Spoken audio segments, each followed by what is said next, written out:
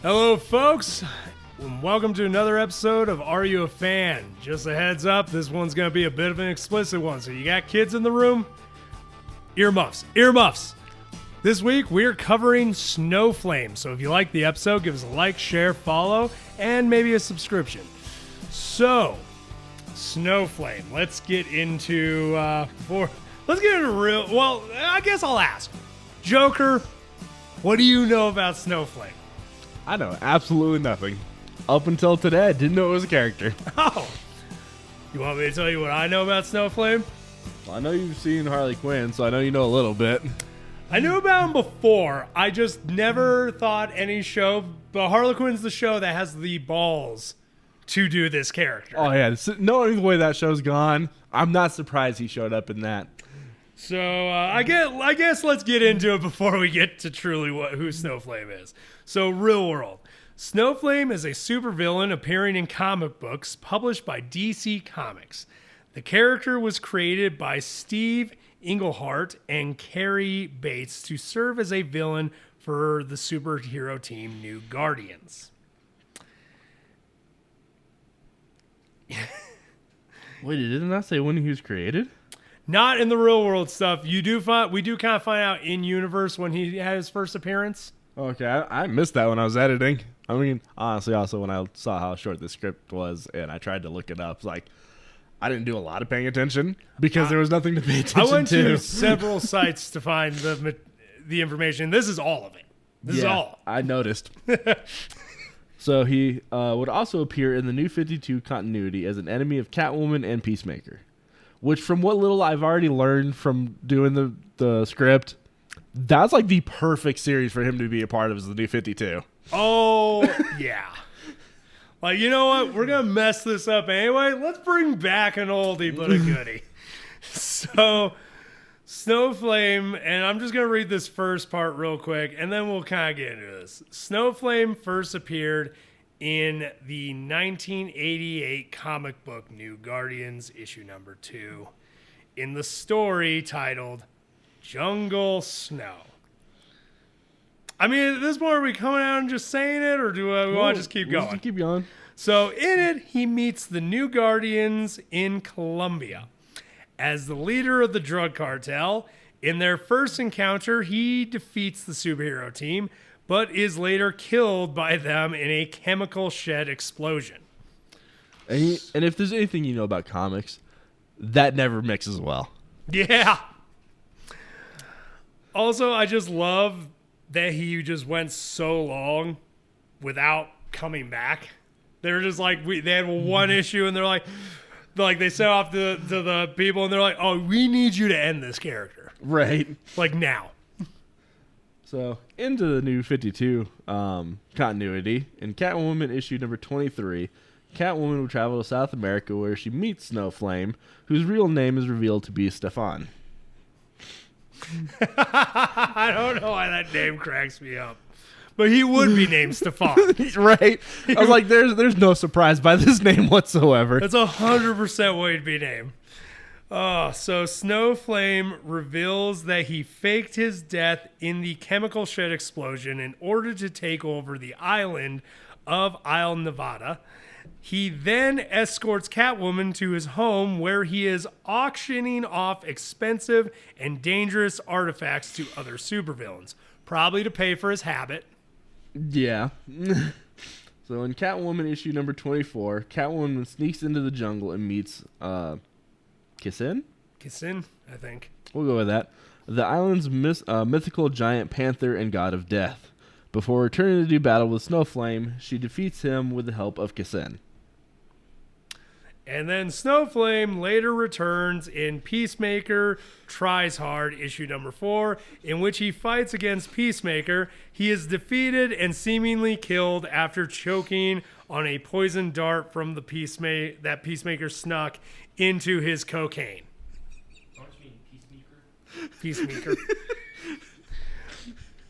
I am amazed, though, that I was able to get all this information on there and it doesn't bring up straight up say the cocaine to the last thing. But also, that's got to be one heck of a way to die. Right? Dying to a dart frog in cocaine. Like, how do you not, like, man, how small was that dart frog? It had to be small. I mean, they are pretty tiny, but like, Well, also makes you wonder, did he just happen to touch it with something? Or did he actually snort the frog too? Well, think about it. If it's small enough, he snorts it up there.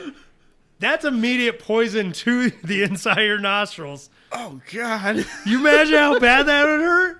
You're just snorting fresh powder. You're just skiing fresh powder and a slimy boulder comes out of nowhere? Hopefully his death was quick.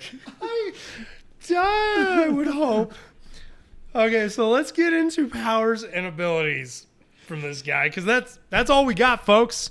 That's the character. That is his history. That's his history. I looked multiple places for more information, and this is all. Okay, so powers. Unique physiology. He gains superpowers upon snorting cocaine. That's his ability. Which, I mean, I'm like, you hear that and you're like, I mean, don't we all? Don't we all at least think we do? Looking down his list, half of it makes sense. Okay, let's go down it. Superhuman strength. Yeah. Superhuman speed. You'll go fast. You're going fast. Immunity to pain. I mean, back in the day, that's what they'd rub on your teeth before drilling. So, pyrokinesis. That one's a little weird. That one threw me off. I'm like, man, I feel like heating up that spoon's a real slippery slope. But I guess any cocaine is a slippery slope. So he also, and this is the best one, cocaine touch. Touching Snowflame was sufficient to give the Floronic man a contact high. So, on a quick note on that, I had to look up who that was. My first thought was it was going to be a Florida dude.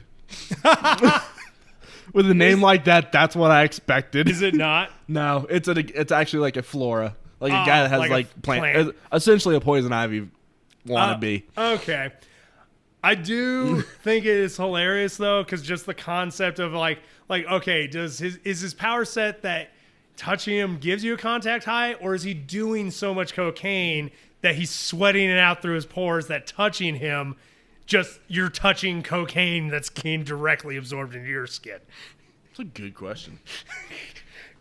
Because I'm just saying, I imagine coke people are pretty sweaty at a certain point with all that. Oh, the flame makes sense, because you get hot when you do cocaine. So your body temperature rises, so he gets hot.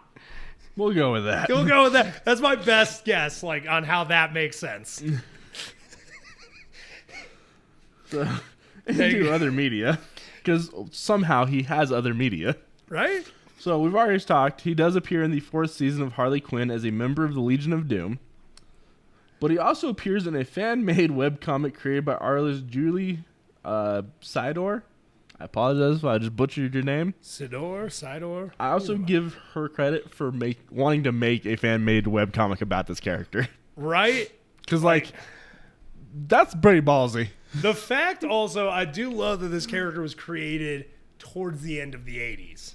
Of course it was. Towards the end of the, like, cocaine-fueled 80s. Well, yeah, they all had to come down from their highs to think about creating this. Right? And, yeah, like, I had heard of this character before just because, like, I think I was, like, on some... It was, like, years ago. I was on the whole... Like, anytime there's a top 5 thing on... And they have superheroes, I was checking out. It was, like, a top 5 of, like, I can't believe they made these characters. I could believe that's the exact name of that. Yeah. And I was just like, really? And then I was only just sparked to do this episode because he shows up in the Harlequin show, new season. And all I was thinking while watching is I'm like, I am so happy this show exists because it's the only superhero show with the balls to do this. Yeah. And that's yeah, not wrong. They do them right. They do not shy away from the cocaine usage. Oh. So, I mean, I know there's not a lot to go on here, Joker, but are you a fan? I'm a fan of how outlandish this character is. just how wild this concept of a character is. I will agree with you because, yes, I'm just a fan of the absurdity. So, yeah. For anyone that's still listening, if you got something out of this, enjoyed the episode, or even liked the character before from a movie, a comic, cartoon, hell, even that t-shirt that you saw one time, you're a fan too. If you want to jump on this train, why not subscribe and share with a friend? Dick Rail out. Y'all keep riding them rails.